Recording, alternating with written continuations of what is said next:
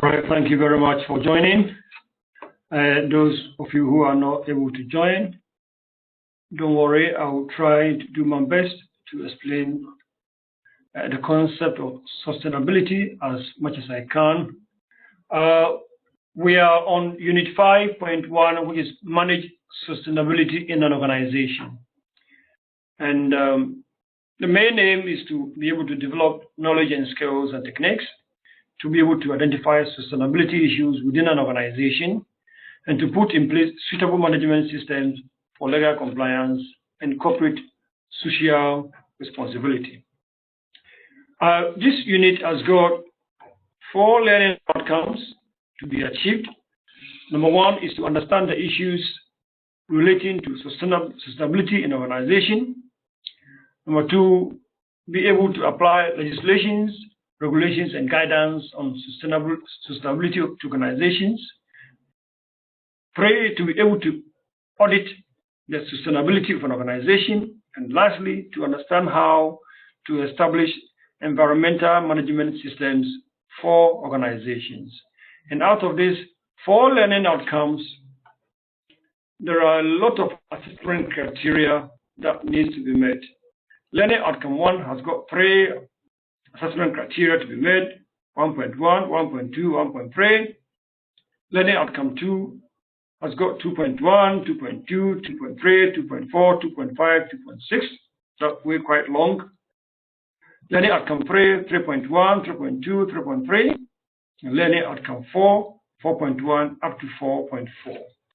Right, so these are the core learning outcomes and assessment criteria. And I believe we should be able to use the 4 contact hours to be able to finish that.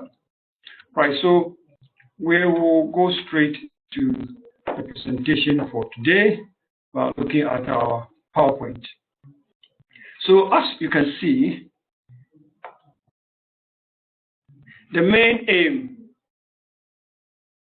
is to develop the knowledge, skills, and techniques to be able to identify sustainability issues within an organization and to put in place suitable management systems for legal compliance and corporate responsibility purposes. Right. So the objectives of this presentation is to examine the principles of sustainable development and to analyze current issues in relation to sustainability and to assess key sustainability issues affecting a specific organization. Now, before we will be able to understand how sustainability issues impact on organization, we need to look at the broader sustainable development agenda for us to understand before we can move on. Right. Before this concept picked up in the 70s, there is this Malthusian theory that the way population is growing and the way resources are being exploited, a time will come where we will not be able to sustain the planet. That human species will even will not exist any longer because we wouldn't be able to produce enough to meet the ever-growing population. This is a Malthusian theory that unless something catastrophic happens, population will outgrow resources, and therefore there's going to be chaos.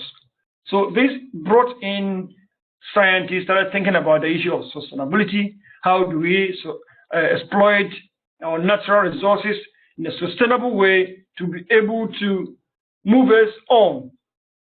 So in terms of that concept, people think about the way that we'll be able to manage and utilize non-renewable resources in a sustainable way.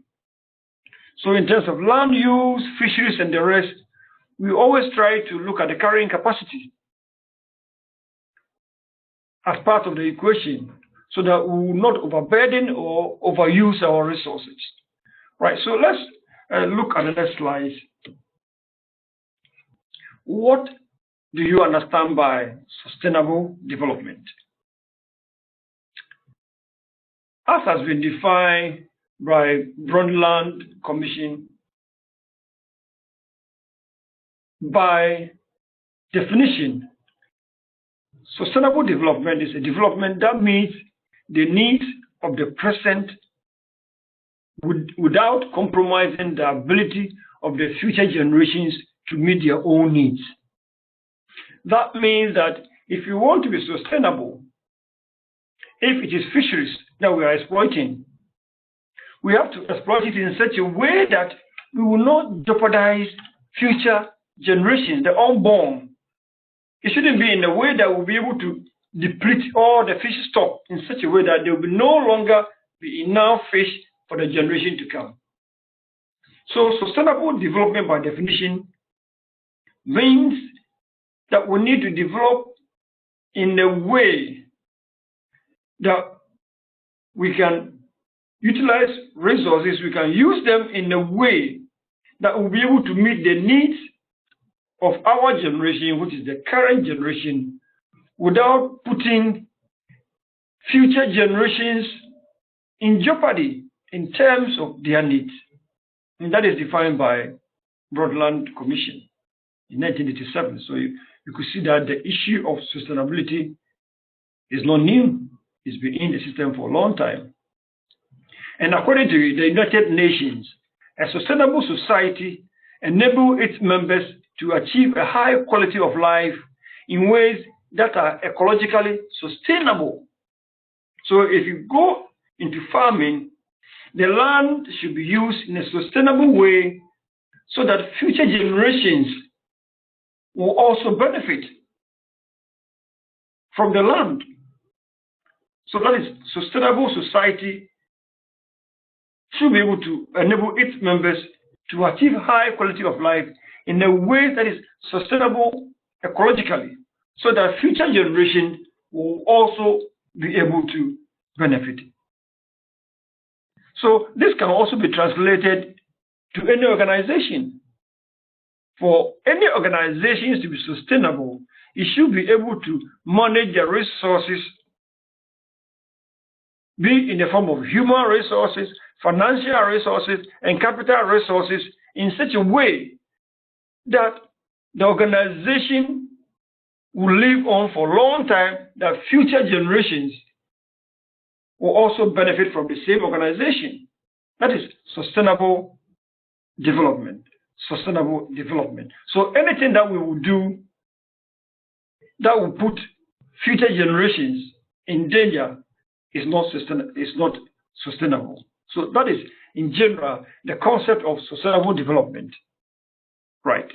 Let's look at the next slide.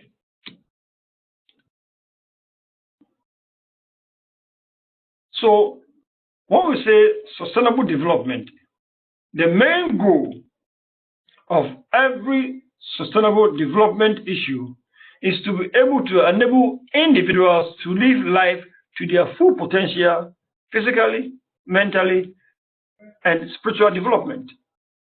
This is part of Agenda 21, which was set in the Earth Summit in 1992. So the goal of sustainable development is to enable each individual on this planet to live life to their full potential, both physically, mentally, and spiritual development. And some of the core themes of sustainable development are that we do not inherit the earth from our ancestors. We are borrowing it from our children. And that awareness always leads to appropriate action.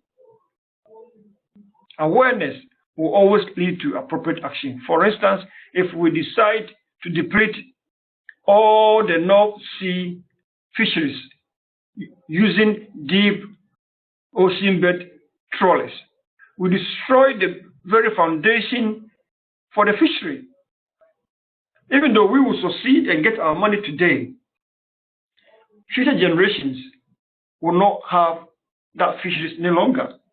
Some fish stock will be depleted and sometimes become extinct because the very seabed and the nutrition that is coming from plankton that the fishes eat are going to be destroyed. Therefore, there should be an awareness that will lead to an action that will cause us to exploit the fisheries sustainably, to exploit the land or the forest sustainably.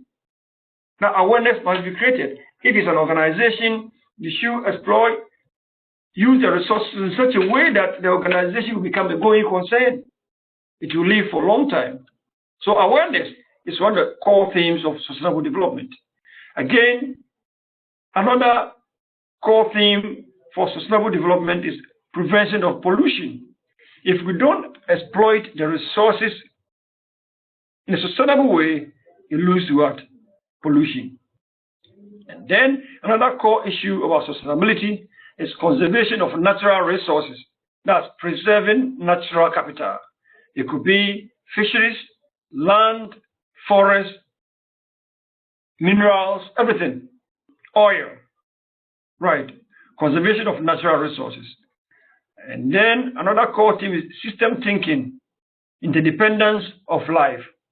The ecosystem depend on each other. So when there is imbalance, that is not sustainability. For instance, if all the animals that the lion and the tiger eat are no longer there, lions and tigers will not survive. So there should be a balance regarding how much animals that those predators consume, and then how much those animals that feed the predators reproduce. There should be a balance so that the ecosystem will be balanced. In the same way, there is no way that trees and the savanna where those animals use as habitat, if they are destroyed through farming or any other means, is not sustainable because it can't be able to sustain those animals. So sustainability is a broad issue. It should create awareness for appropriate action, prevention of pollution, conservation of natural resources, and brought in the concept of system thinking, of interdependency. More core themes of sustainable development are those who reap the benefits of development must bear the cost. So the current generation must bear the cost of what we are benefiting now. We must bear the cost. Those who bear the cost of development should share in the benefit. And then those affected by development must participate in decision making. Engineering fixes alone do not constitute sustainable development. And then we also need precautionary principles in place. Next slide. What are precautionary principles? This is simply where there are threats of serious or irreversible damage, lack of full scientific certainty shall not be used as a reason for postponing cost-effective measures to prevent environmental degradation. Precautionary principles. Where there is threat of serious irreversible damage, for instance, destruction of the Amazon.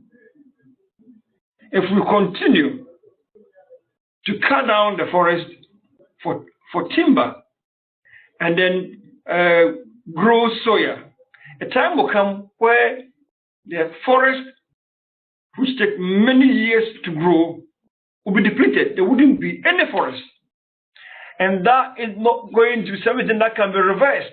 Once the damage is caused and the erosion setting, the topsoils are gone, they are gone forever.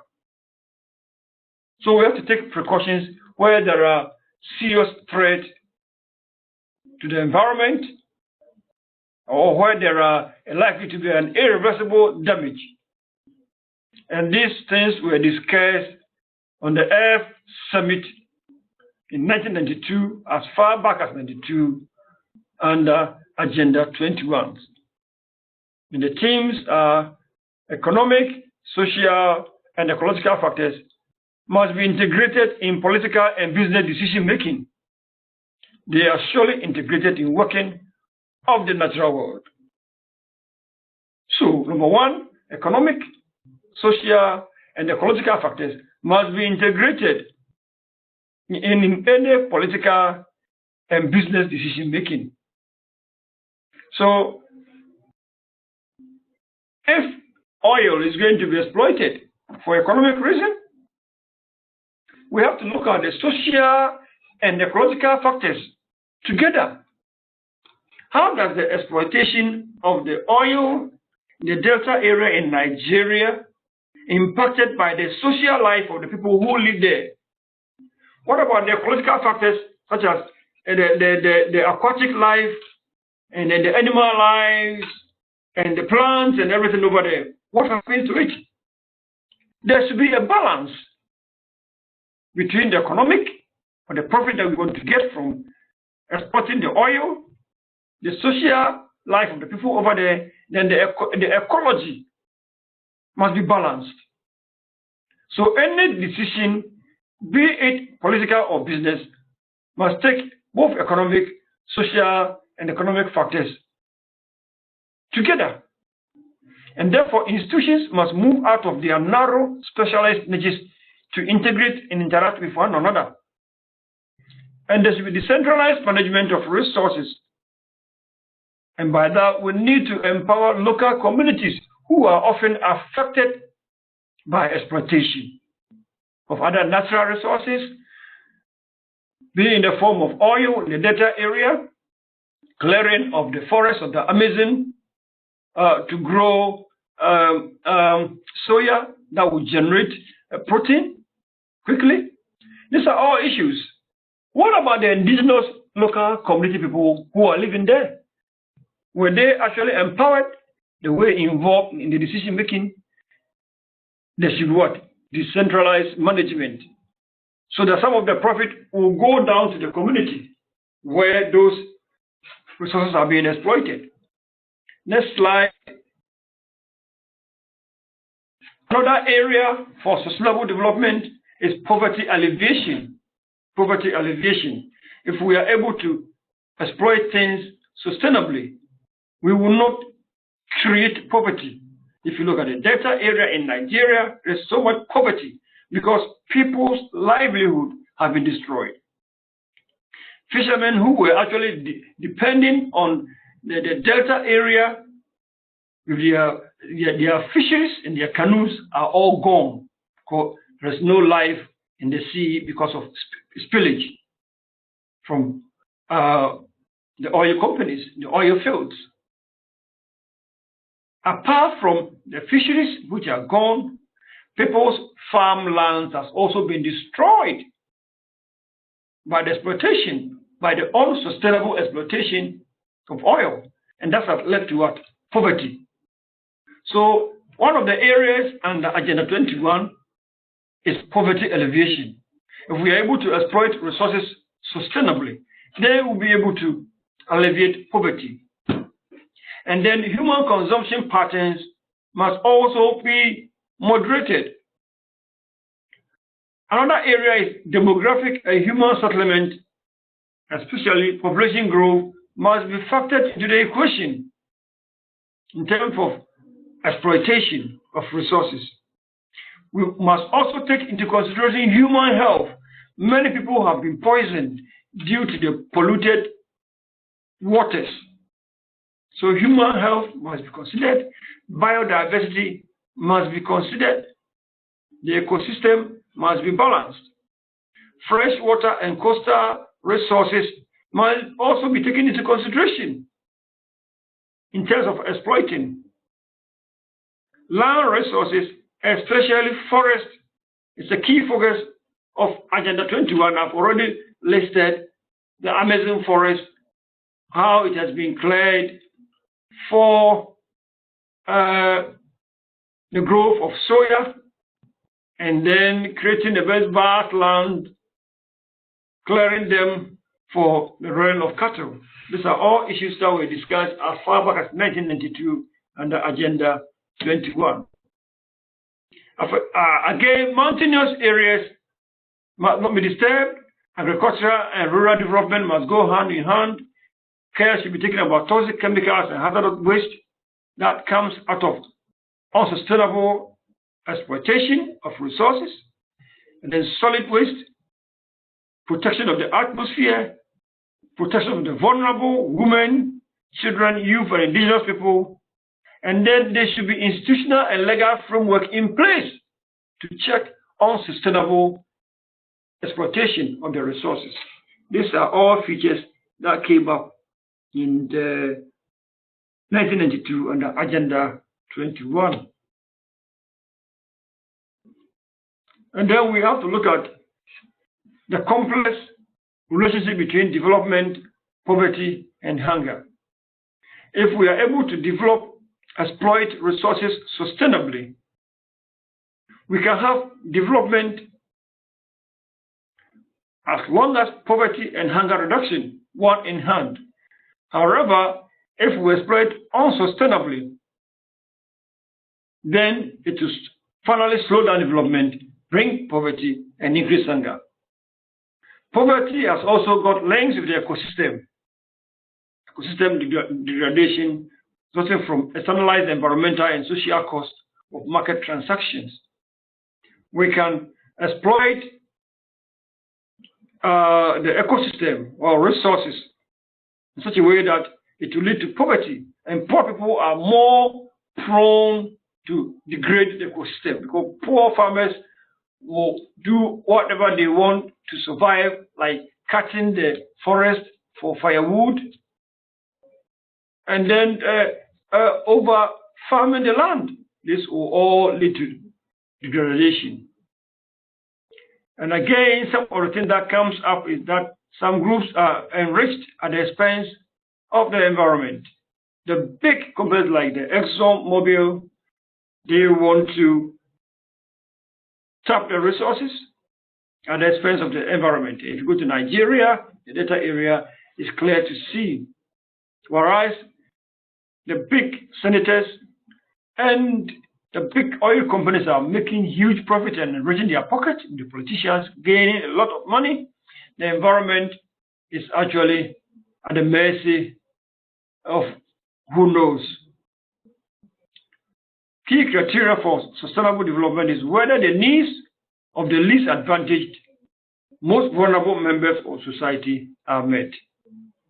If we are exploiting and the needs of such people are met, then that is what? Sustainable development. And this is by the United Nations Environment Program, 1995. And next slide. Poor people often have limited access to resources. And because of that, they are preoccupied with immediate survival, not long-term conservation. For instance, a poor man in the forest area, how can you convince them to stop logging? They'll make sure they cut down the tree and burn it for charcoal to survive. Because they have limited resources, access to resources. So all that they do is survive. Their immediate survival is necessary to them, not long-term conservation. So they will prefer cutting down the timber, burning them into charcoal to survive. They don't think about the long-term consequences, whether it will lead to less rainfall, environmental disaster. They don't even care. There's also increased pressure to exploit marginal environment, which leads to more environmental degradation, leading to more poverty. So you could see that development, poverty, and hunger have got linked when we try to engage on unsustainable development. So environmental conservation policies must not aggravate poverty and hunger. And any development which significantly impact natural resources and create poverty. Again, excessive and wasteful use of resources leads to poverty and hunger. And human population members, their distribution and their consumption of resources also create poverty. Well, this is quite debatable. In terms of the population in Africa, if we argue that the African average family size is more, so they have to reduce the population, and so that there will be less consumption, to lead to poverty alleviation. What about huge populations in advanced countries? This is quite debatable, right? Let's go to the next slide. Environmental degradation.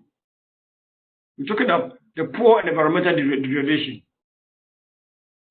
Environmental degradation affects poor people most. One, through polluted and unsafe water, which is evident all over the world. The indigenous group in Brazil, South America, and then the poor in Nigeria. It also leads to inadequate sanitation. Inadequate sanitation, which is very clear in the Delta area, where people even have a toilet. People are living, building their houses on lagoons. There is a lot of erosion and flooding. There are exposure to toxic waste, loss of local resources, food and fuel. Reducing poverty is a prerequisite for sustainable development. If we are not able to reduce poverty, there can't be any sustainable development. Because the poor doesn't care about the environment. All that they care is about their survival. So the poor has got a link with environmental degradation. The poor will either aggravate the problem of environmental degradation. Let's look at other concepts. What about the environment and health? Let's focus more attention here. How does the environment, how does the sustainable development impact on people's health, which is quite key to this unit as we're doing health and social care. Let's look at the environment and health issues as far as sustainable development are concerned. Number one, some environmental causes of ill health are water pollution from humans and industry, overcrowding, especially in urban centers, unhealthy working conditions, modifying the natural environment, example, schistosomiasis, malaria, Japanese encephalitis from reservoirs and irrigation, pesticides, contamination from agriculture, air pollution from vehicles in big cities. These are all environmental issues that affect health. So it means that without sustainable development, we will have the environment impacting negatively on the health of people. Right, next slide. How do we create health communities? Creating healthy communities. Now, one, sustainable development must contribute to physical, social, spiritual, and economic well-being. We should be able to have safe drinking water and sanitation, safe, nutritious food, and improve overall hygiene. There should be adequate housing. Healthcare services and health education must be promoted. There should be disease control, and this will lead to lowering infant mortality and lead to longer life. So this will be the impact of creating healthy communities through sustainable development. What about development and indigenous people? Development has often caused native people to lose. This is quite clear. Number one, they lose their means of livelihood. How do they lose that? As I've already explained, the indigenous people in Brazil are mainly farmers. So once their lands are seized by the government, cleared for the growing of soya, it means they cannot produce food for themselves again. So their main livelihood, which is farming, is lost. At best, they can be employed as laborers, which is not what they actually do for a living. If you look at the big oil companies in Nigeria, all those fishermen at the coast has lost their livelihood, because if you're taken over by the big oil companies exploiting the oil, and all their fishing grounds has been polluted through spillage of oil. At the same time, the farmers have also lost their livelihood because their land has been taken over. There are a lot of leakages with the oil pipes in such a way that the land is now dead and they cannot grow anything. So people have become destitute because their livelihoods has been taken over. The indigenous people, their livelihood has been taken over. Again, their ancestral lands, traditions, and cultural values, their self-determination and dignity are all lost. So frequently the outcomes of such development are unemployment, increased poverty, ill health, societal breakdown, and crime. And the Delta area in Nigeria is a key example where the society has broken down. Where there were farmers, they are no longer farming. The fishermen are no longer fishing. They have nothing to do, and people have taken arms to fight kidnapping and the rest for survival. And the health of the society there is very, very poor. Ill health, a lot of diseases, and there's been a massive increase in poverty. So this is how unsustainable development impacts on the life of the indigenous people. Let's look at land use and forestry.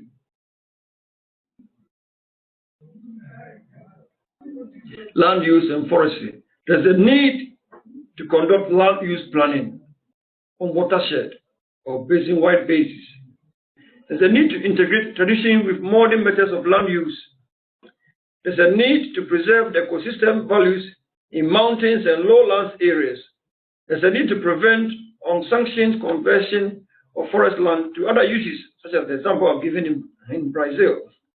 And we should promote multiple use of the forest so that we can have exploitation, farming, all going hand in hand. Next slide. What about waste management for sustainable development? Waste management for sustainable development. For us to apply the principles of sustainable development, we need to be able to manage the waste that is coming out of development sustainably. This can be done by one, eliminating waste at the source. If it is the oil companies, any waste should be eliminated at the source in the first place before the water or the land gets contaminated. So there should be technology to be able to eliminate the waste in the first instance. Apart from that, we should be able to put prevention processes in place so that we will prevent pollution from occurring in the first place. And this will be through reduction and minimization of any risk of pollution. Again, we should be able to recycle and reuse any waste that will come out of the development in terms of manufacturing or exploitation or whatever. We should be able to recycle and reuse any waste. Again, the waste can also be treated. So treatment of waste is another. And there should be a good way of disposal. What is disposal of waste? Disposal of waste. Disposal of waste. Let's look at fresh water resources and sustainable development. We can say that less than 1% of the water on earth is fresh water. So sustainable development requires adequate supply of good quality water. Sustainable development means preservation of hydrological, biological, chemical function of the ecosystem, and staying within limits of water system capacity. There should be control of waterborne disease vectors. All this are within Agenda 21. So Agenda 21 on Sustainable Development Principles is quite a big document. What about the Sustainable Development Journey? Sustainable development is a journey, not a destination. There are no shortcuts. So when we talk about sustainable development, it's not something that is done once.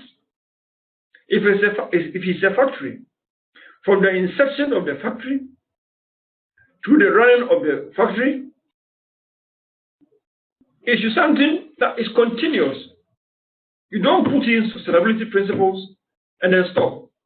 It should be an ongoing thing throughout the lifespan of the factory or the industry or whatever the organization. So it's a complete journey, not something that can be done and stopped. There are no shortcuts. And vehicle for sustainable development journey is all about visionary policies. Policies that can see the organizations far into the future. Once we are able to see through the future, we will try and put policies and systems in place so that we can exploit our resources sustainably, so that if it's a land, the land will be able to carry its capacity, so that there wouldn't be any degradation. There should be cross-sectoral legislation and institutions. Institutions must work together. The Environmental Protection Agency must work with the Forestry Department, must work with the Fishery Department. They have to work one and then one on hand. Support each other. Because one institution alone cannot. There should be cross-disciplinary and cross-departmental policies that will ensure that there is sustainability in our development. There should be integrated resource environmental management group. The result should be cumulative assessment. There should be strategic environmental assessment. There should be environmental awareness and public participation in all decision making as far as exploitation of resources are concerned. Next slide. What are our concluding talks here about sustainable development principles? The key things that we have discussed that we need to remember are: sustainable development must respect the rights and dignity of all human beings and the environment. Sustainable development must respect the rights and dignity of all human beings and the environment. So not only the poor or the rich, but both the rights and dignity of the rich and the poor and the environment must be respected. Number two, core themes under sustainable development are pollution prevention, conservation of resources, equitable sharing of the benefits, stakeholder input to decision making. So these core themes are: pollution must be prevented. Whichever organization that is trying to run sustainable development procedure, whether it's a healthcare organization,